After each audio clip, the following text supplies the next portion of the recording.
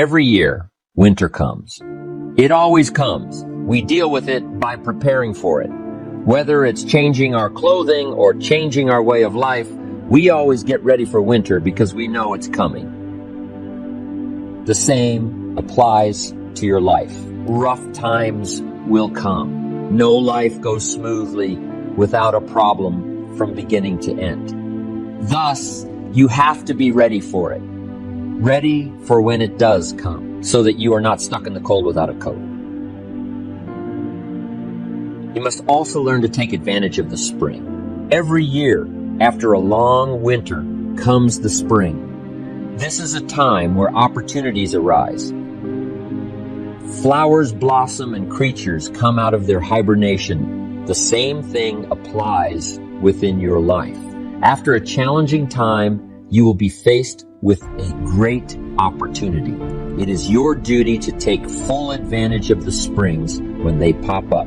This is your moment to plant the seeds of greatness to come. The springs of life are here for us to sow the seeds of what we will reap in the future.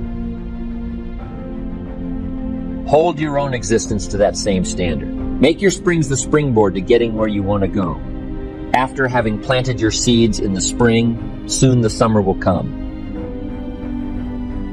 This is a time where you can reap the benefits of your crops. As well as being a time of joy and comfort, it is also a time to be careful. If you are not careful, your crops will be either stolen, destroyed, or spoiled.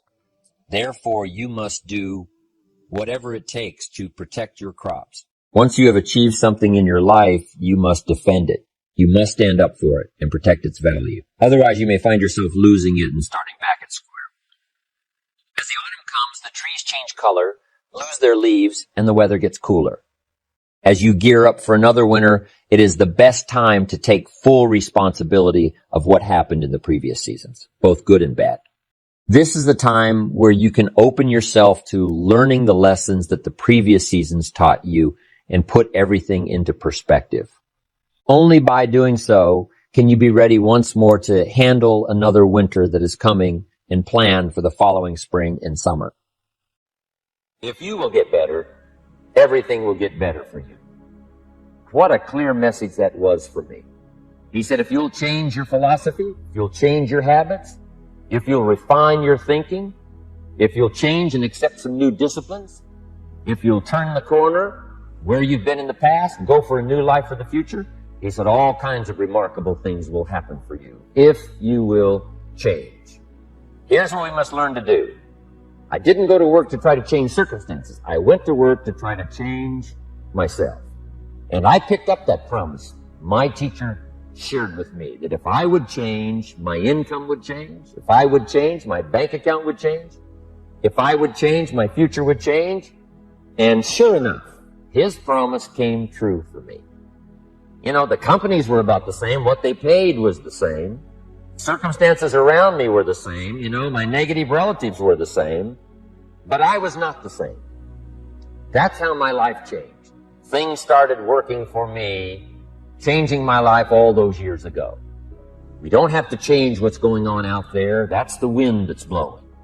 All we have to do is change what's going on in here. And now there's several ways to do that.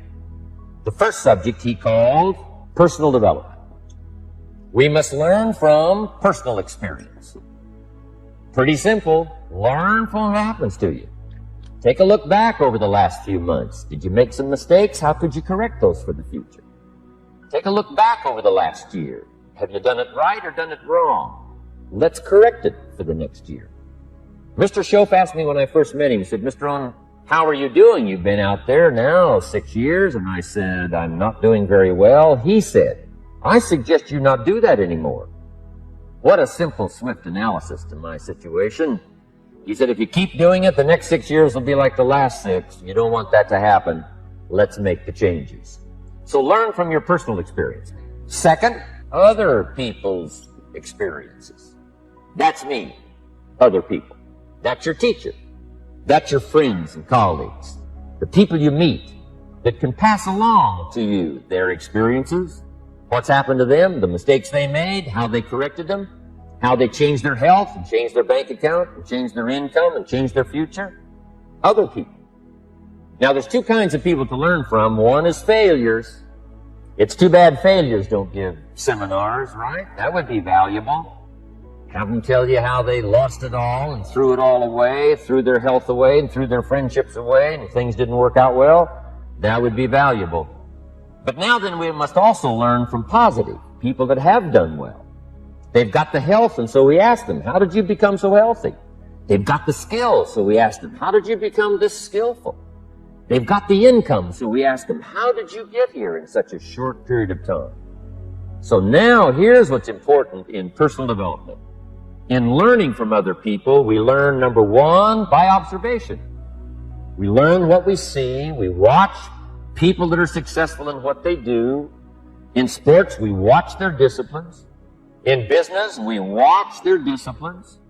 Second, we learn by what we hear. Learn by listening.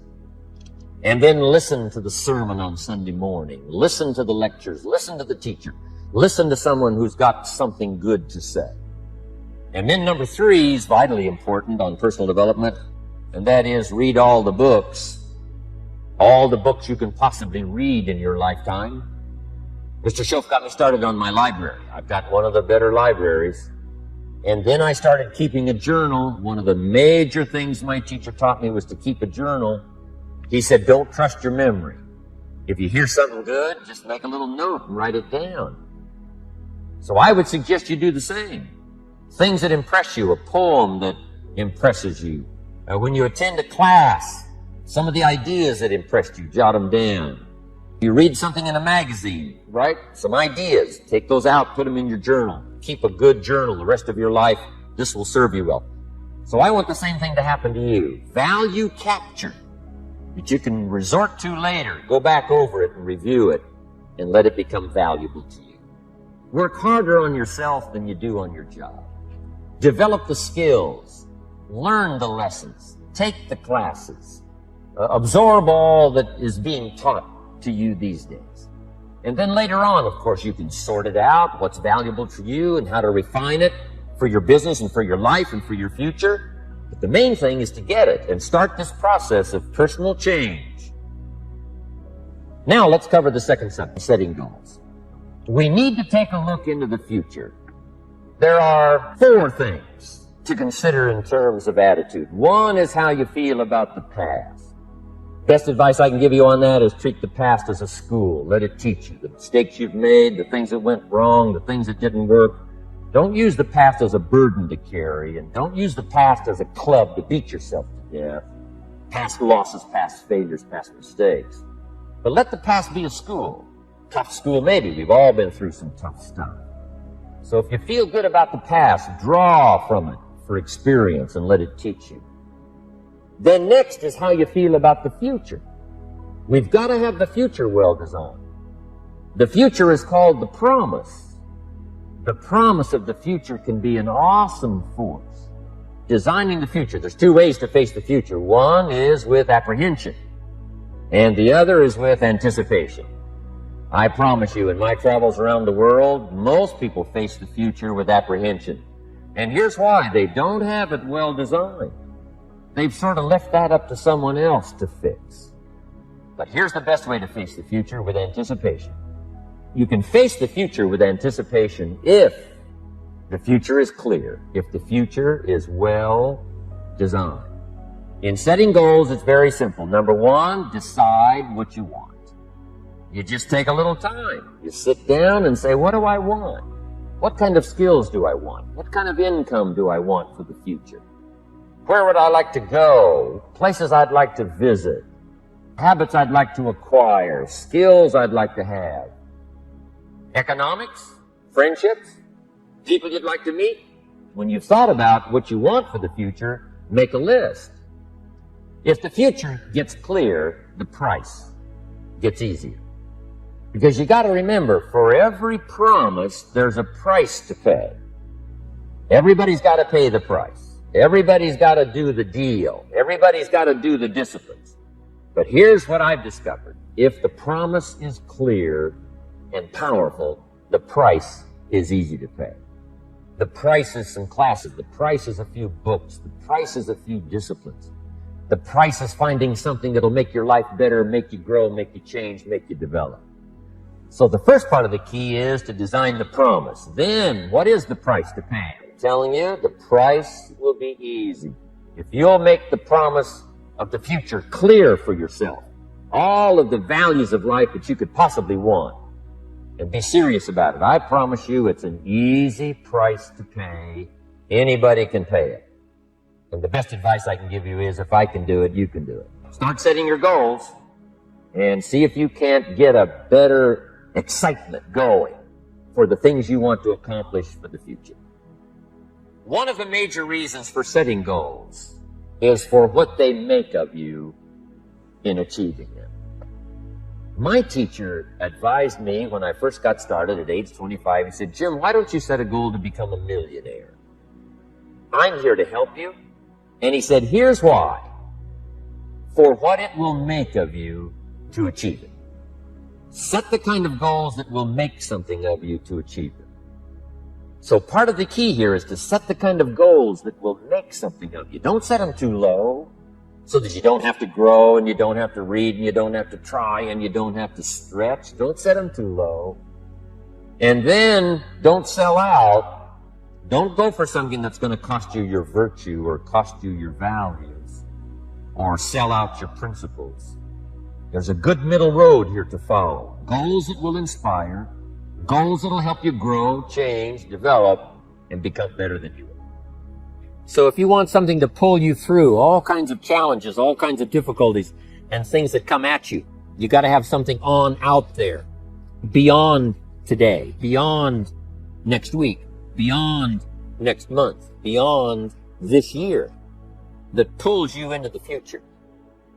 And the clearer it is, the stronger it pulls. The more dynamic it is, the more it affects your life, your spirit, your heart, your soul. It also creates imagination. You get your mind working on how to achieve that purpose. And if your mind will work, and if your heart works, and if your spirit works, and if you have good input, like good ideas, I'm telling you, there isn't anything you can't accomplish. Ideas gather dust, they don't produce at all by themselves. It's like philosophy is not the end. Philosophy is the beginning. Philosophy must be invested. When I talked about philosophy, attitude, and disciplines, they must be invested. And if you invest philosophy and attitude in disciplines, then they produce results. Here's a good phrase: wisdom uninvested in labor is wasted. Attitude, even the highest of attitude, which is faith. Faith uninvested is wasted, produces nothing. So the name of the game is not faith. The name of the game is not philosophy. The name of the game is to put faith and philosophy into activity so that it starts making progress. Turning nothing into something. Let me give you that formula while I'm on it here. Turning nothing into something. How do you do that? How do you turn nothing into something? Here's how you start. There's 3 steps to it. Number 1, imagination. And try to imagine yourself in those new, worthwhile, unique positions. So imagination starts to change everything. Now, imagination is not tangible, but it is almost real. Almost real. It's not real, but it's almost real. But it's hard to say that imagination is nothing. But it's nothing in terms of tangible. It's not tangible yet. And you always have to say yet. Imagination is not tangible yet. But it is the beginning of turning nothing into something. It's the beginning of turning nothing into reality. Imagination. Imagination is the ability to see things that don't yet exist. Imagination is real in the sense that it affects. It'll affect your behavior, it'll affect your enthusiasm, it'll affect your emotions. It's real in that sense, but it's not real in the tangible sense. Next is faith. To believe that what you imagine is possible. How would we start to strengthen our belief in that what we imagine is possible to turn it into reality. And there's 2 or 3 ways. One is to believe your own testimony. If you've done it before, why couldn't you do it again? If you've done it once, couldn't you do it the second time? Why not believe in your own testimonial? If I did it before, I can do it again. And that's what's important about personal development. You can lose the money, but not the skill, so who cares about the money? It's like sales. A skill is more valuable than a sale. Sometimes a salesperson says, I need a sale. I said, no, you need a skill. Sales are temporary. Skills are permanent. Now we move to faith to believe that what we imagine is possible. So we study our own testimonial. If we've done it before, we can do it again. Here's what else we study. Other testimonials of somebody who did it. Somebody that built a hotel said, yes, I started with some plans, finally believed it was possible, and here it is. Say, well, if it's possible for one, it's possible for another. In fact, sometimes when we hear the testimonial, here's how they finish. If I can do it, you can do it. See, that's a classic testimonial that gives us now what we call faith. And one of the ancient wise writers said, faith is generated by what we hear. The vocabulary of what we hear, the vocabulary of what we read. That generates faith, to believe that it's possible. Now, faith is not reality. You can't say faith is nothing because it affects. It's like radiation. To us, it's nothing because it can't be seen. You can't see it, but it has an incredible effect. And that's true of faith. Faith can't be seen, right? With the natural eye, it can't be seen, but it has an incredible effect on your attitude, on your behavior, on your disciplines, on your work for the day, and all the rest. Here's what one writer described faith. Faith is a substance of hope. Now, it's not a substance like a brick being a piece of the hotel, but it's almost. It's so close, it's substance. And the writer also said it's so close, it's evidence. Now, not evidence you can see, but tangible evidence that's just as real as all of our human experiences that can't be touched, can't be seen. It's called the unseen magic. Language is the unseen magic. It can't be seen. The words can't be seen as they're transmitted from the speaker to the one who listens, but it can have a profound effect. That means it's more than nothing. Language is more than nothing, but to create something out of nothing, we start with imagination, then we move to faith, which believes it's possible, which is almost real. But now here's what we do with faith and imagination. We deposit it in disciplines and activity. Because faith without the activity serves no useful purpose. Imagination without the activity to translate it into reality serves no purpose. But wisdom and faith deposited in activity creates reality. The reality of a career, the reality of a hotel that wasn't there. Now, here's all you got to do to turn that around. A few simple disciplines practiced every day. A few simple disciplines practiced every day starts to create success. Not at the end of the first day. The first day is the end of a new beginning.